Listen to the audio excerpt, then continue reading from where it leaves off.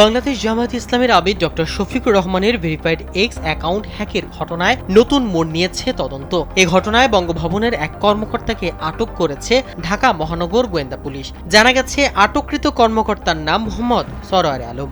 তিনি রাষ্ট্রপতির কার্যালয়ের আইসিটি শাখার সহকারী প্রোগ্রামার হিসেবে দায়িত্ব পালন করছিলেন। মঙ্গলবার দিবাগত মধ্যরাতে তাকে জিজ্ঞাসাবাদের জন্য ডিবি কার্যালয়ে আনা হয়।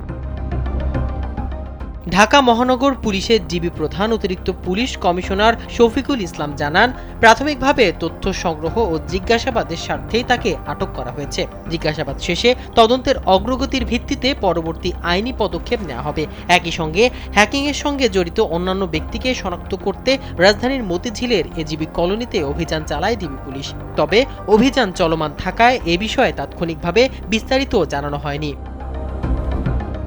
জামায়াতে ইসলামী দাবি করছে, গত ৩১ জানুয়ারি বিকেল ৪টার পর ডক্টর শফিকুর রহমানের এক্স অ্যাকাউন্ট হ্যাকারদের নিয়ন্ত্রণে চলে যায়। পরে ওই অ্যাকাউন্ট থেকে একটি অনাকাঙ্ক্ষিত ও আপত্তিকর পোস্ট প্রকাশ করা হয়। বিষয়টি শনাক্ত হওয়ার পর দলের কেন্দ্রীয় আইটি টিম দ্রুত পদক্ষেপ নিয়ে পাসওয়ার্ড পরিবর্তনের মাধ্যমে অ্যাকাউন্টের পূর্ণ নিয়ন্ত্রণ পুনরুদ্ধার করে এবং হ্যাকের বিষয়ে আনুষ্ঠানিক ঘোষণা দেয়।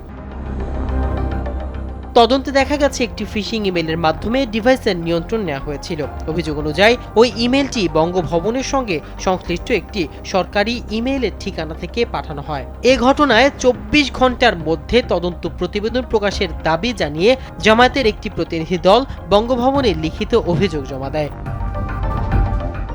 রাষ্ট্রপতির সামরিক সচিব মেজর জেনারেল মোহাম্মদ আদিল চৌধুরী প্রতিনিধি দলের সঙ্গে সাক্ষাতে জানান, বিষয়টি সংশ্লিষ্ট সংস্থাগুলোকে অবহিত করা হয়েছে এবং দ্রুত তদন্ত শেষে প্রয়োজনীয় ব্যবস্থা নেওয়া হবে বলে আশ্বাস দেন তিনি।